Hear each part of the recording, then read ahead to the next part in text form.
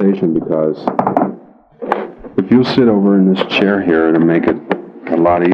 And I'm just getting over it. My voice is not very Okay. But it's important for us to approach what happened to your son. You can start any way you want. Like you can start with his name, his nickname, and school. He was born in Madison here on June 25th, 1949. And his father was just graduating from mining engineering school. So within a month we moved up to northern Minnesota. So he lived in small towns, northern Minnesota, Hibbing, Virginia.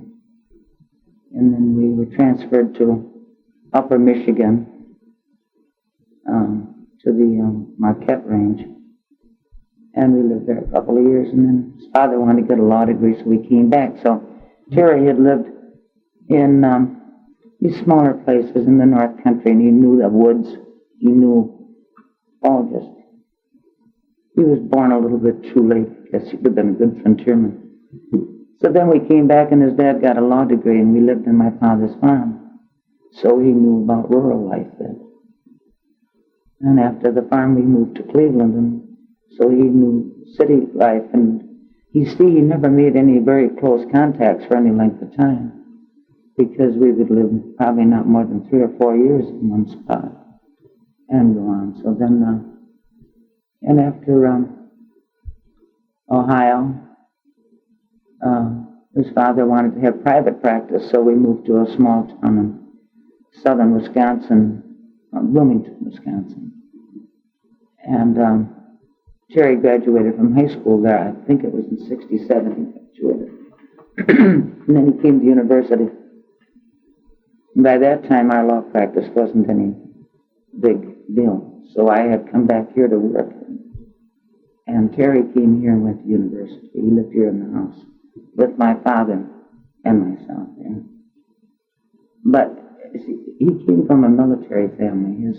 His grandfather, as Major General Smith, he commanded the 32nd Division and had served in the South Pacific with the 32nd Division during World War II, and later commanded it at Fort Lewis, Washington, when, it was called the Berlin Wall crisis, a Cuban missile, but they alerted the 32nd Division. So my son was had... aware of this? As a little boy, I mean, he had a little fatigue outfits. The military was in his mind. He had nothing, he couldn't think of it doing anything but to enlist or do something like that. And one of his grandfathers,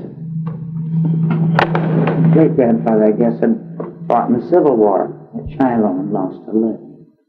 So he would never think of doubting that whether the war was a right war, or he didn't think anything about that. So, but he was in the ROTC here at the university. But adjusting to campus life here compared to what he'd been used to in the small town high school, I don't think he applied himself as well as he could. He got grades too easy.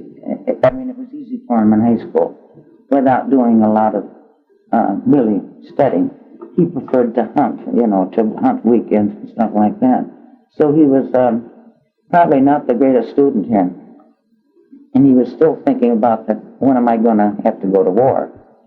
So finally, he was on probation, and he went up and worked at the Badger powder plant up in Baraboo. And then, he enlisted. What year was this? Well, he would have enlisted when he was 19, I believe. So it was 2 years after high school. And he had a year and a half in college. So he enlisted in 1969. Would have made him 20. And he had trained, his boot camp was at Fort Campbell, Kentucky. And then he went on to advanced infantry down in Fort Polk, Louisiana. And from there he went into Fort Benning, Georgia, and he was a sergeant. And after he got his stripes, he was sent to Fort Lewis, Washington, where he was dealing with National Guard outfits, training troops there. So he had several months training with the National Guard. He was training them as a sergeant. And he went over to Nam in 1970. He was 21 then. What unit was he with? Was he a Marine or Army? No, he's Army. He was in the Army. Yeah. And I don't think he had been in Vietnam.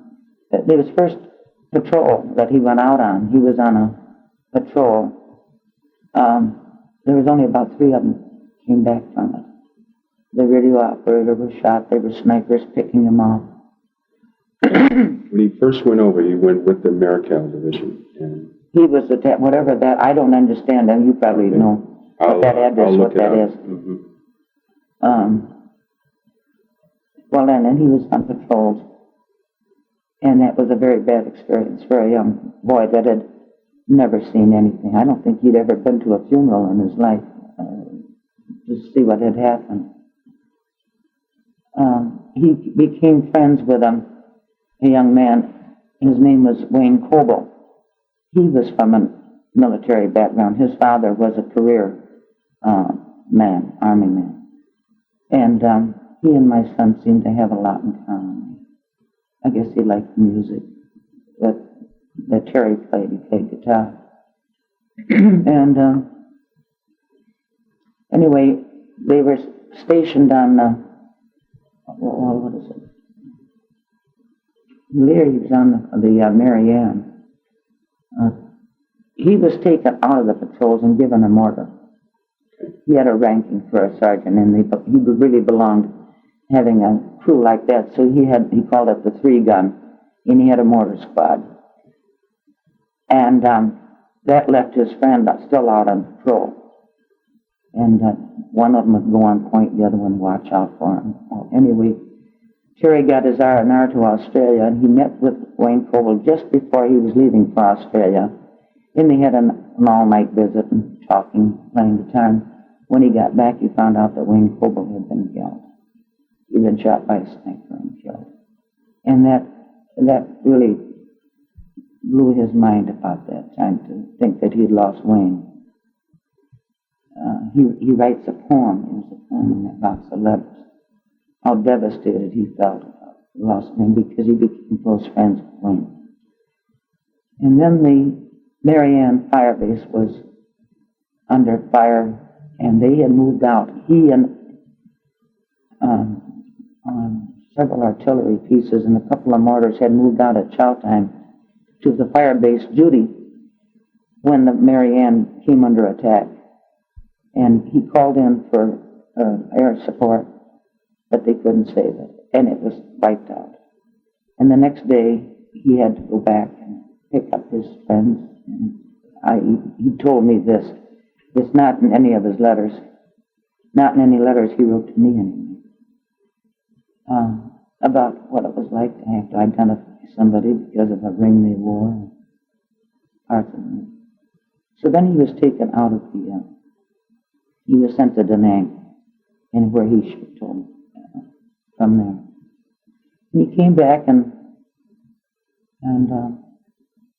he told me in some of his letters, he said that he didn't think that he'd be able to get right back into school yet. He hadn't really lived.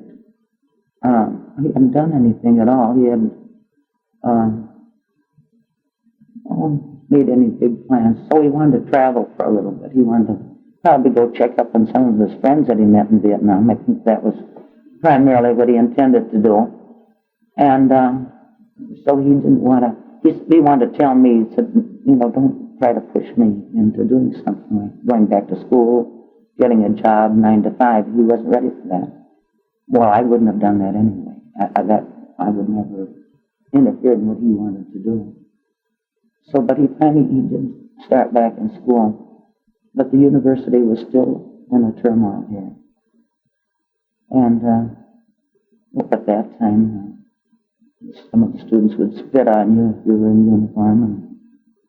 And he couldn't quite take the attitude of the protesters.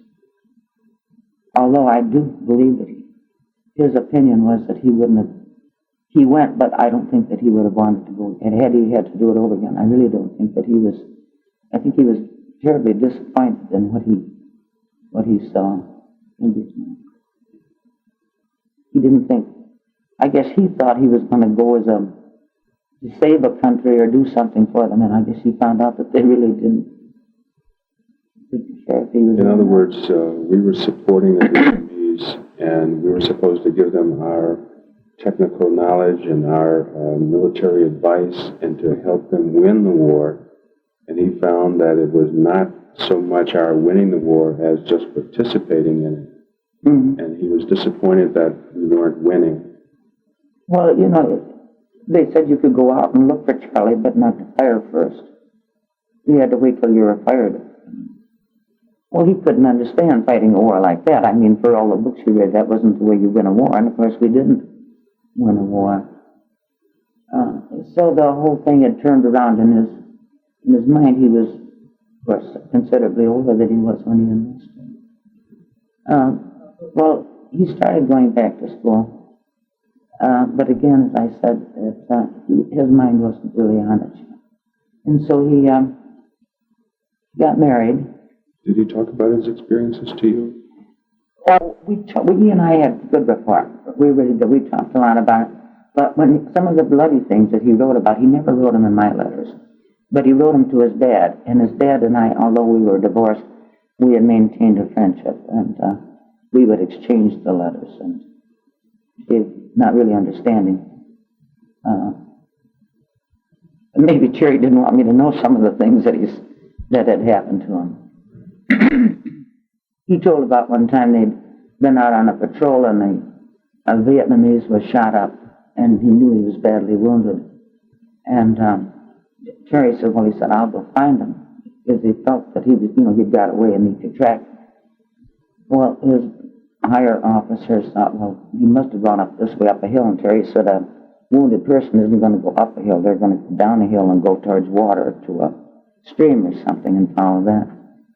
Well, anyway, he found the Vietnamese, and he carried him back, and his arm was mangled, and he was shot up pretty bad, and he must have had a diarrhea or something that the officers took, and I found out later that he did die of his wounds. He was so badly shot up. Well, he was just disillusioned with an awful lot, and as you mentioned before about that type of outfit he was in. Did he talk about the outfit? Well, in one of his letters, he said he came upon them and they found out they couldn't read an overlay, a map. They didn't know where they were. He said, and here I am. I'm a sergeant, and I got to tell the lieutenant and some of these officers how to read this map. Exactly. He said, it doesn't give you an awful lot of confidence. That's your leadership. Yeah, and he said you just couldn't really have much confidence in what you're out there for. Yes. When he had read the map for him. Well, anyway, he was married, and he still wasn't able to find the right kind of job. I had friends that say, well, I'll get him on the street department. He can go and paint stripes. And he didn't care. He'd have done anything. But he didn't get on there. So he went with a crew stringing cable television.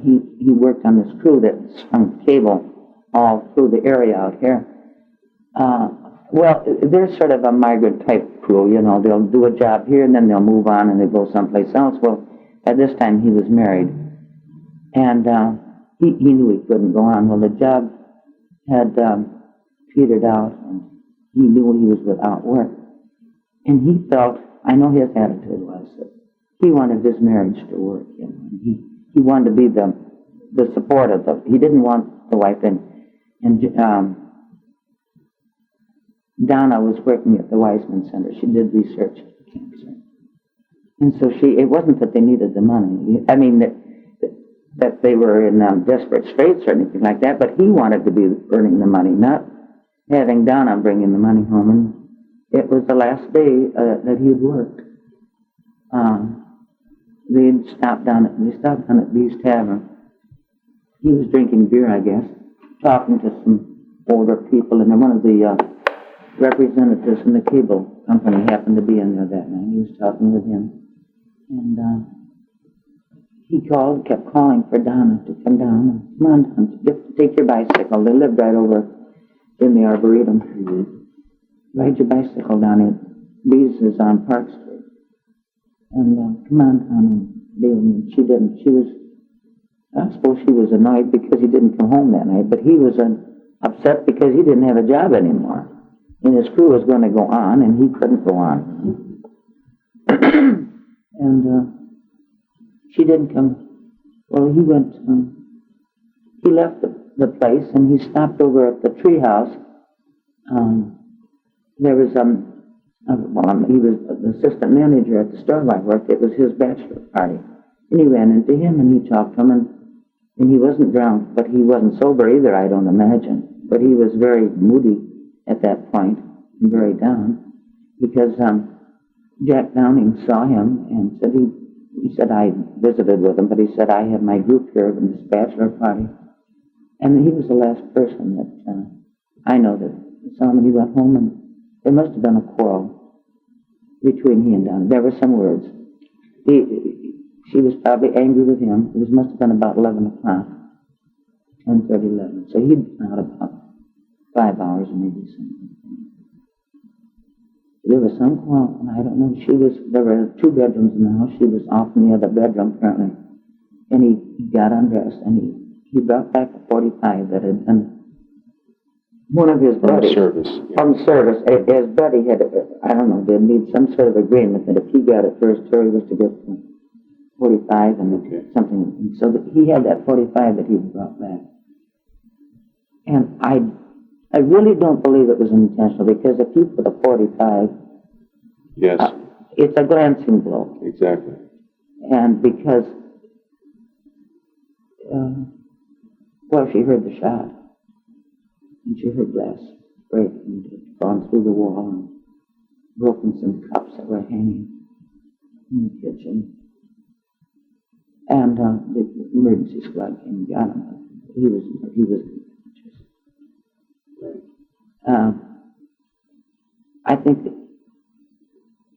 I almost think that he was playing a part or something. He was going to show somebody. I don't know. He would have been quite an actor had he ever gone into that field. So that was the end of that, and he was just short of being 25. This was May 3rd, 1974, and he would have been 25 on June 25th. And of course, it was a big shock, and it affected me a great deal because I was very close to him. We could talk at night.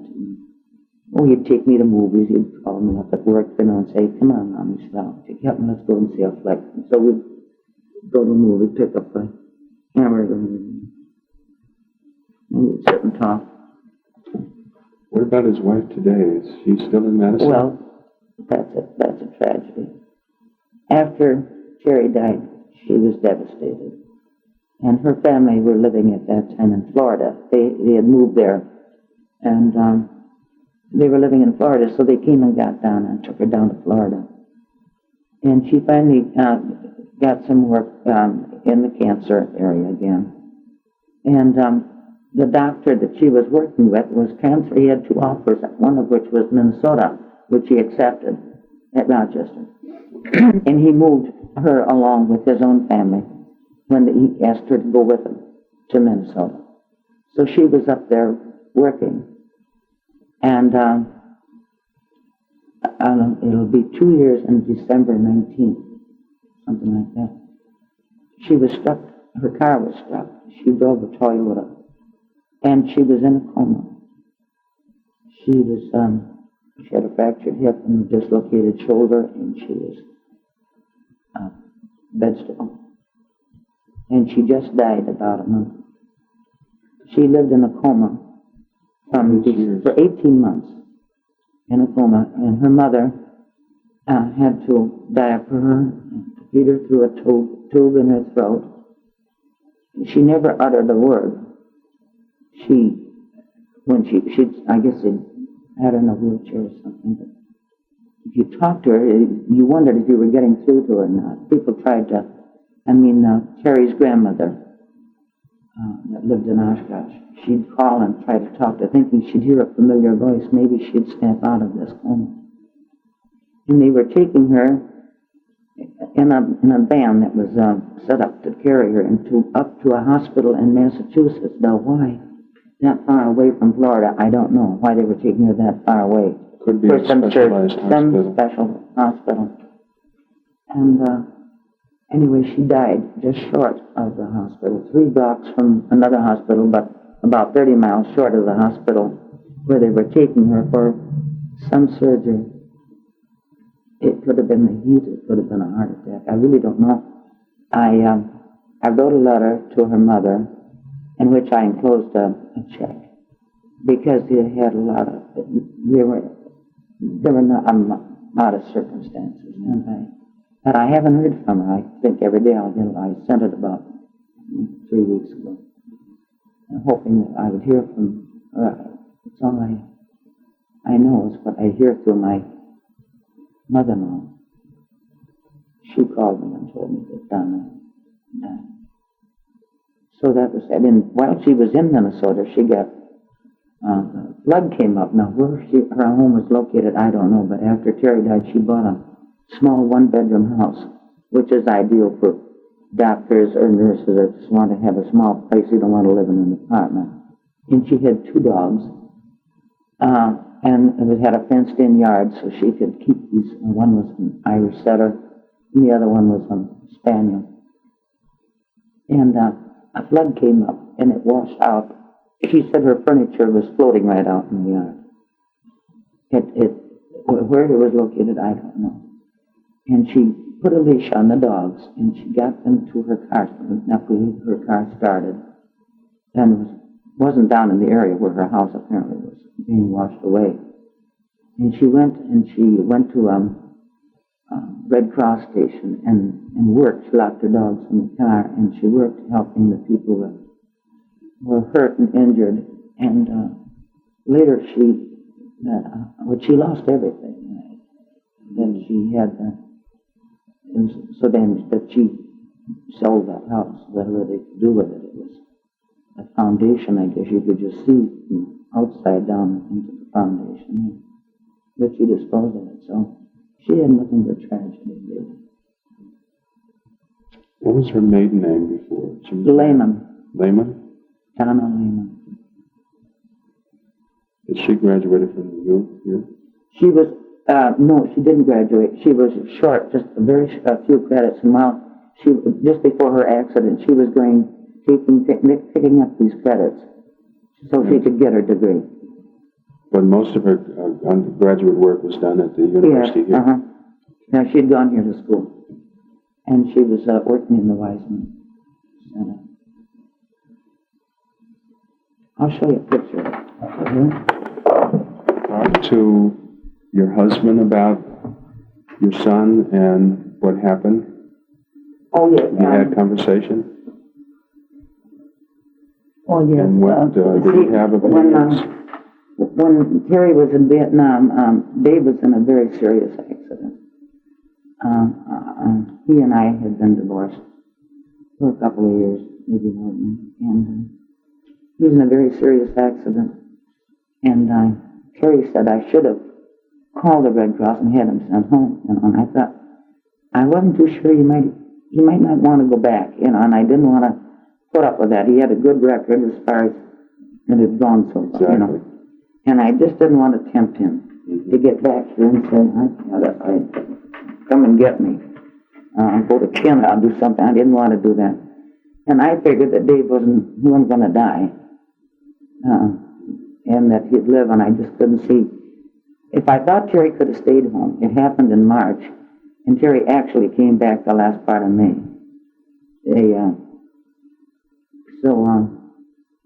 Well, the fire base Marion hadn't been overrun at that point. That happened while his father was in the hospital. And I went to the hospital and I told the nurses, I said, it's on the news. And they're showing all the people coming in trying to take him out. I said, make sure he isn't listening to that news because he doesn't know it yet. And it was about 2 weeks before, well, we didn't know about what Terry was caught at that. All the news said that all hands had lost, and that 3 artillery pieces, and I don't know, 4 mortars had moved out earlier. And but I didn't know if it was his mortar or not. I would have no way of knowing until finally I heard from him, and then he came back. And no, his father frequently he comes here to go to the doctor for his medical checkups, and we go out to dinner, and he stays here at the house. And he used to come down to seminars, and he'd stay here. So we've had a good relationship. We just aren't married. That's the end of that. And he didn't remarry, and neither did I. And so he had to give up his law practice because he's had a couple of strokes. And they've, his speech is slurred. He still plays bridge. I don't know. It's because he's so hesitant when he's speaking. I just don't know how, if what's getting through to him and what isn't, I guess. So he didn't, he gave up his practice and left Boscobel and lives in Oshkosh where his parents are. They converted the Rolfe Hotel into, perhaps you're familiar with that hotel. Well, that's converted into housing for handicapped or older people. Older persons. My wife's family, mother and father, live in Oshkosh. Also. Oh, they do? Yeah, they live in the Marion Manor. I haven't been up there for a long time. Right. Before I married David, I worked at the Boston store, which was the big department store there. I worked there for a year, and I lived with Dave's family. So I don't know, not too familiar with it. They live on Western Avenue. It's, it's over near the fairgrounds or something. Yeah, like that. it's on the south. It's on the South Milwaukee. What What was his impressions of what happened to Dave when he came back? Did he ever talk about what he thought may have been the cause for his son's demise? I don't know. Did he ever talk about it? He didn't know.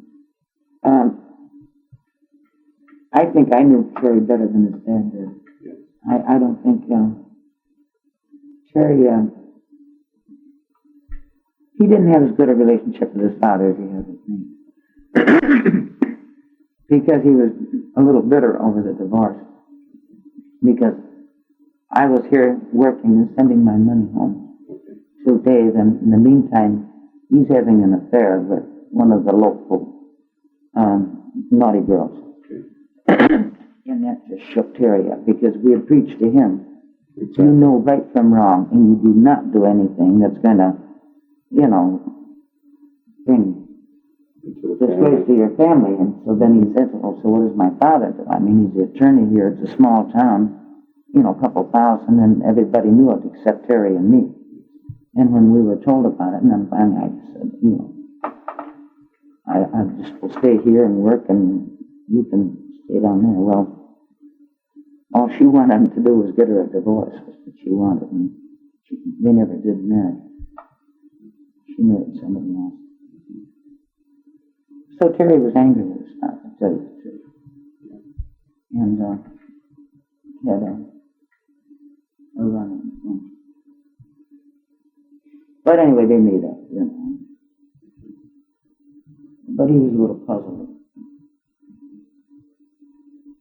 But Terry just set high standards for himself, and that was scholastically, what he wanted to do, and couldn't do it because he was, as I said, he was young and he didn't know the wars there, and to concentrate. And again, he talked about the TAs like you did. Yes. And a lot of them were, of course, anti-war, which I suppose isn't bad, but when you argue with one of your students in class about when that student thinks, I got to go, I'm ROTC, and I believe he was in Pershing Rifles, too. Well, I mean, he'd have to go to class in uniform because we lived out here. Yes. He couldn't just easily change and get into uniform and get out of it and that Lord. And so he was quite conspicuous and took a He lot. got rousted a great deal by the Yeah. students. Mm-hmm. Because there was so much demonstrations. Oh, they on didn't like campus it. They at the called him time. baby killer, you know. I don't think Cherry could ever hurt anybody. You can imagine that. And he was devastated by the poetry that he wrote. He was the kind of, I've never seen him, he didn't have any violent temper or any anger like that, so get into a fight or not. That wasn't his thing. But he'd take his guitar and go up to his room, close the door. He'd leave him alone. He didn't want to have anybody ask him out. Sometimes, I know he had a girlfriend who's staying near the man. Oh, what's wrong, Terry? He just didn't know. You know, just go away. He wanted his own privacy. Mm-hmm. Oh, you did. Okay. Go through a book. He didn't, he had a lot of, he had a very, very taste in his readings, you know. And in school, as I said, in high school, he was a very good student. Yeah. And he had the lead in the junior play. They did The Mouse That Roared. And he never had any problem learning lines or anything. He knew his and plus everybody else's.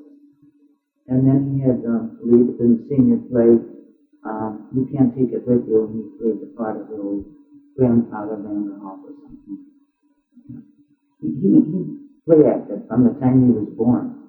One day he'd be an Indian, the next day a cowboy, the next day a soldier, and a Union soldier. He had uniforms, that little caps and the whole outfit. That Indian stays. When his grandparents went down to the Smoky Mountains, they brought him back a beautiful Indian headdress and an Indian suit made for him. He was always play acting, and I kind of think he dramatized what family had. His sensitivity is probably what did him. And Wayne being so close to him. Terry never had he knew people, but he'd have one or two close friends in whatever town he lived. And they would appeal to him because, well, maybe they liked sketching, maybe they were art artists, or they played guitar, or they liked to hunt. Now, one of his close friends, and I just took them to dinner a couple of weeks ago, they went through high school together. And he and Ron were very close. And they both came to the university. And Ron, because of his religion, I think he was Seventh-day Adventist or something like that. And he never hunted, but he was an artist. He was a guitarist. But they maintained their friendship. And Terry goes off to war. He didn't object. It was fine with him. He understood why Ron couldn't go. And Ron, to this day, still works at Central Colony. He took that service, you know. What's his last name? Ron? Ron Johnson. He lives in Sun Prairie. And I came home one night and there was a note on my door that had been by. I brought back bad memories to him, so I didn't see him. It was a year before he could come, and he brought me some things back. And we gave Ron two of Terry's guitars. He had a Spanish guitar that Ron admired, and but couldn't afford to buy it. I had given it to Terry before he went to Vietnam, and he had a Gibson that you could amplify, and we gave those two guitars to Ron. But then I hadn't seen Ron for about 8 years until I called him to tell him about Donna dying, and I said I'd like to see him. He said, well, let's make plans right now, since we're together. So they came and we went out to dinner and had a very nice dinner. He was married when Terry, and he had a little girl, which I haven't seen. Well, Ron was just devastated at Jerry's death. He, as you might know, a boy that can't go to war. This was no act. This was truly a man was raised that way. His family didn't believe in going to a movie. The women did not wear any makeup at all. The mother his Ron's sister. What's his religion again? Well, I think it's Seventh-day Adventist. Yeah. It's not like a Baptist or Lutheran or Episcopalian. I thought it was Amish. Well, it could be. No, it's not that. Right. No, it's Seventh-day Adventist. Ron, when Terry was in Vietnam, I used to see Ron then. A lot of times Terry would want me to pick up tapes for him, music. And he'd say, well, ask Ron, I'll go and get them for you. So Ron would go and pick up the tapes that Terry wanted, we'd check them to him. So I used to see Ron quite a bit then. And one day, Ron stopped by here and he said, Marion, would you do me a favor? I said, well, if I can, I'd be happy to. He said, I'm trying to form a band. He was forming a band with the former music director at the high school in Boston. And he couldn't get no bank is going to loan money to a band. And he wouldn't go to his folks. Ron was not as close to his folks as you might think. He did not have close rapport with them. To this day he does. And so I co-signed a note for him. And the band was it went for about 2 years or so like that. But then it's hard to keep it together for the men to be able to practice, and then they were getting booked from so far out of town, and then try to hold a job and travel 100 miles maybe to a one-night stand. So they finally had to give it. But he and Terry were really good friends. But I know, and Ron said too, he said I had to wait a while before I could come and see you again. Let me turn the tape.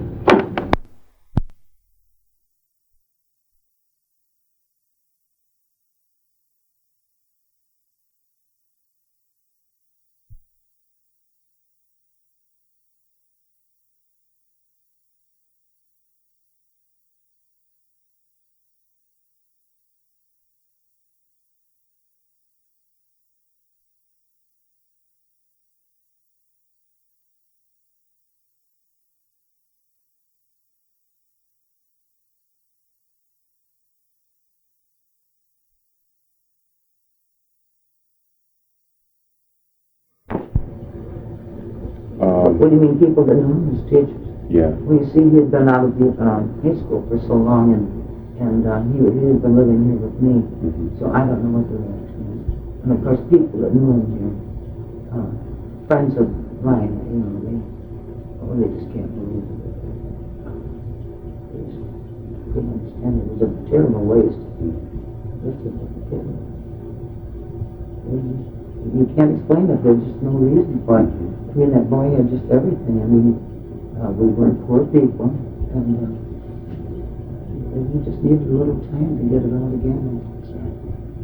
I think if he could have found a decent job there, because he was willing to do anything. There was nothing, after having been in service, that he wasn't capable of doing it, but he was liked by his teachers.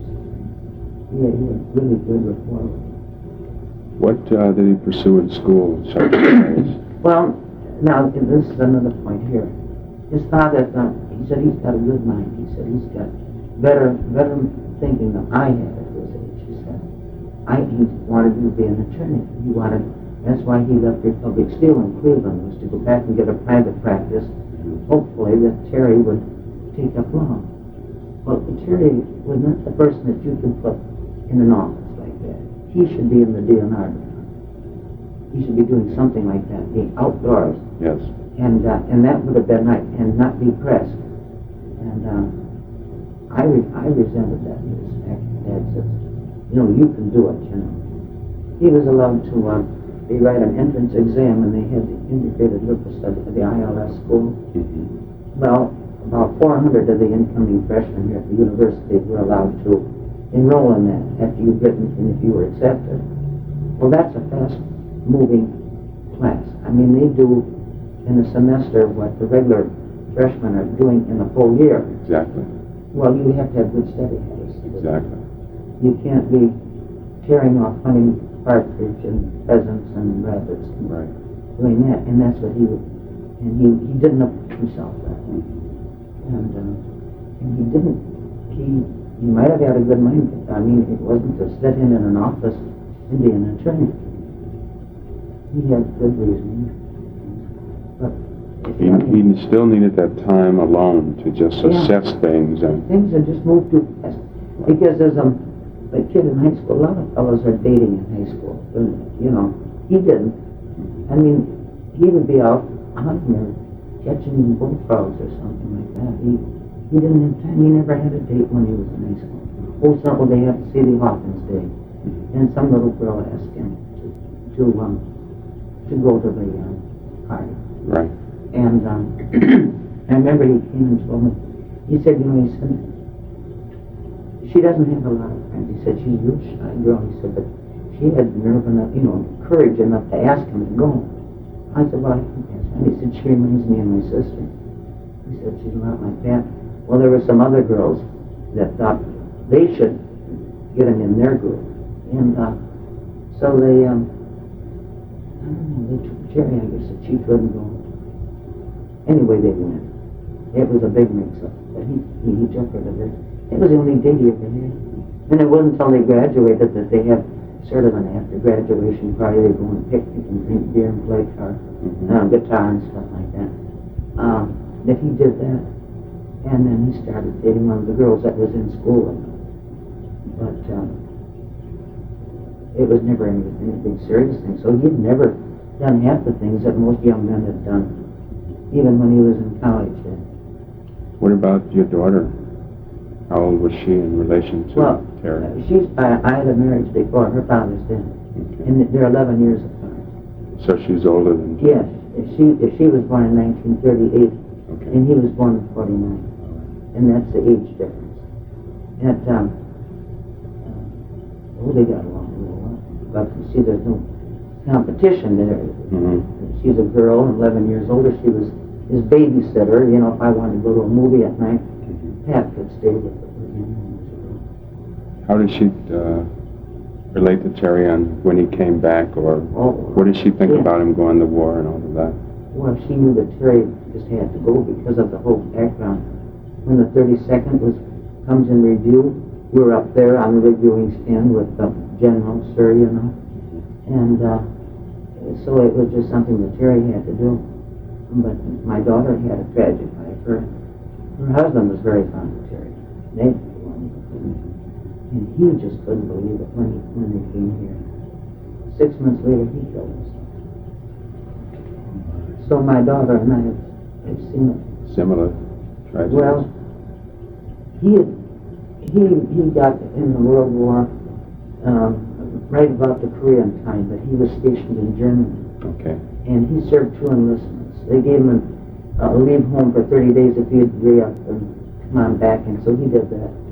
And so he had been in service. And he's been dead for, it was 9 years. And it'll be 9 years this January for Pat's husband, my daughter. So it was after Terry. Yeah, that's Terry and another thing, Pat's husband, Russ, had a drinking problem on weekends, and he had cirrhosis of the liver, and it was very painful. Yes. Just a little bit of food would hurt and pain him so much, and he'd go to work, but there was and he just went over to the hospital to get the cure. You know, several times. He came from a very nice family. I'll show you another one. So Pat still lives in her home. Okay.